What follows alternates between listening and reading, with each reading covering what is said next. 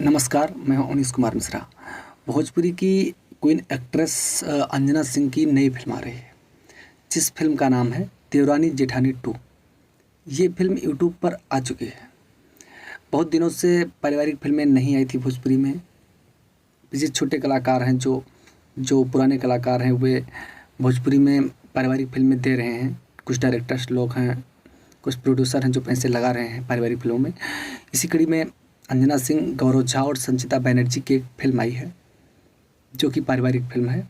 ये इंटरटेनमेंट रंगीला YouTube channel पर release हो चुकी है, तो जाकर आप देखिए। काफ़ी अच्छी फिल्म है ये। और पारिवारिक फिल्में भोजपुरी में बनने लगी हैं। आप अगर सहयोग देंगे तो और फिल्में बनेंगी पारिवारिक। आप जाकर ज़रूर चेकआउट करिएगा इस फिल्म को। काफ़ी अच्छी फिल्म है।